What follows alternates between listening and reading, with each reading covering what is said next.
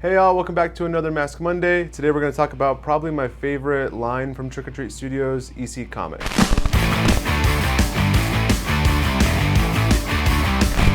Okay, so as I said, this is the EC Comics line from Trick or Treat Studios. It's my favorite line that they've ever put out. Every single one of these masks was sculpted by Justin Mabry, so you can tell it's a huge passion project for him.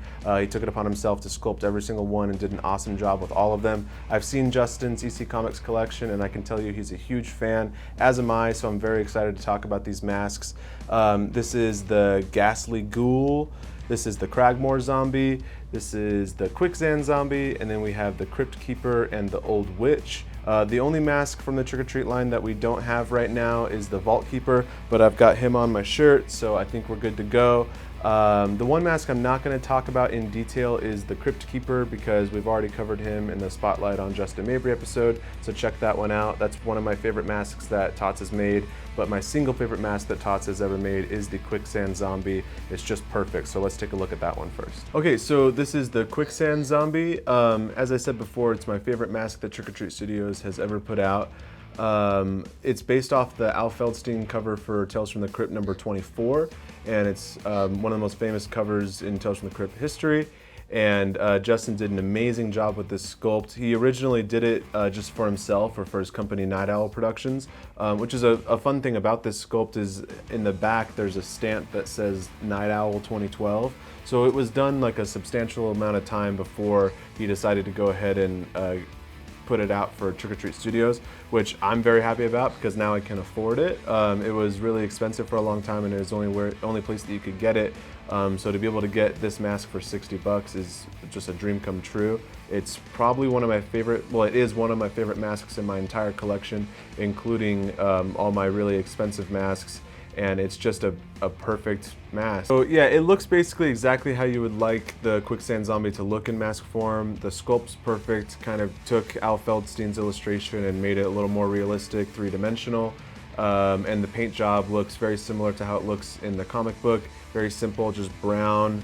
They did like a light brown with a dark brown rub out, so it really kind of shows off the sculpture. There's not a whole lot going on with the paint job, but there really shouldn't be. It's how this mask looks the best.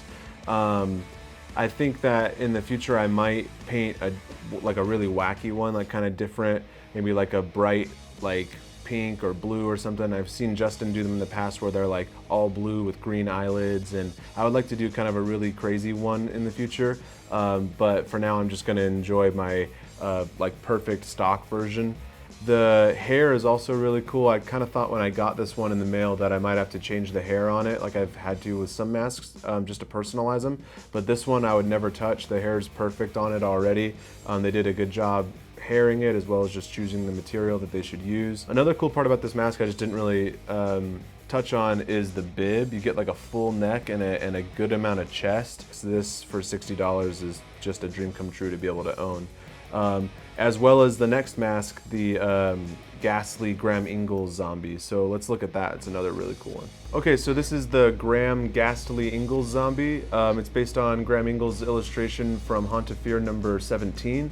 It's one of my favorite illustrations of all time. It's on the cover of like the giant artist edition that is like super high-res scans of all of Graham Ingles' original art for EC Comics. And this zombie's feature on the cover of that.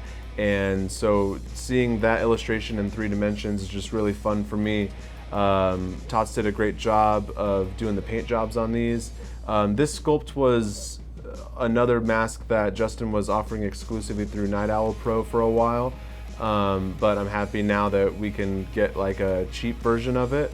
The sculpt is just really cool. He has this crazy big bulbous shape to his head. And once again, you get a whole lot of like bib to it. You get a neck, you get some back, you get like some of his chest here. So you just really get that overall shape. And a really like nasty part about this sculpt is all these little like dots of like decaying flesh, like these like holes in his skin where it's just starting to rot away. His nose also is almost rotted away. And so yeah, it's just really cool seeing Justin's take on like a 3-dimensional version of that illustration. You have to kind of make up a lot, and he did a great job. One thing I really like about the back of the head is you have these like cranial like stitches or whatever they're called. in the back of the head, and so it's kind of like very scully, very emaciated, but very stylized too. Like it's not just like realistic. His crazy bulbous brain head is just a very stylized, really cool, classic Ghastly Ingles Zombie.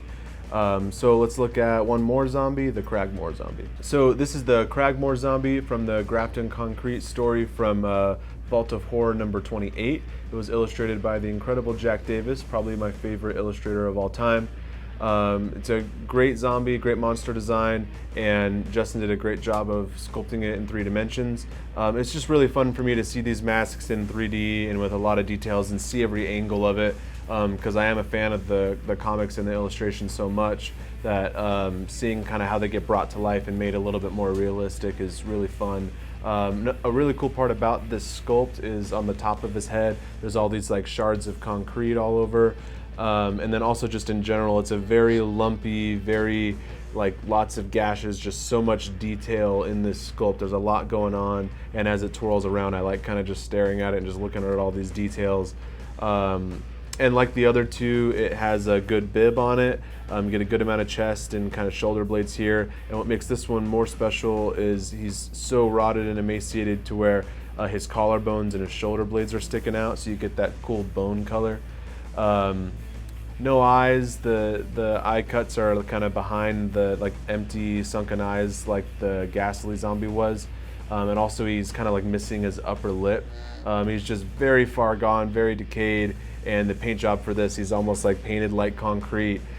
He's gray and he has like a black rub out, and I think that they stippled like a lighter gray on top of that. So it's got a really awesome color combination going on, and a lot of people when they come in, they think that he's Jason. They think it's a Jason mask, but no, not everything is Jason or Michael or Freddy. Some things are just cool zombies illustrated by cool artists. So yeah, that'll basically do it for the Cragmore Zombie. Let's take a break from zombies and look at the Old Witch. The Old Witch is the hostess of the Haunt of Fear series. I think she also presented some spooky stories in like the Vault of Horror and Tales from the Crypt, and also crime suspense stories. So she's been all around, and this is just an awesome sculpture. It just really reminds me of that classic like Jack Davis illustration. All of those artists have drawn their version of the Old Witch, but I really like the Jack Davis version, and I can tell that Justin does too. This huge hook nose is just so killer. It really looks great.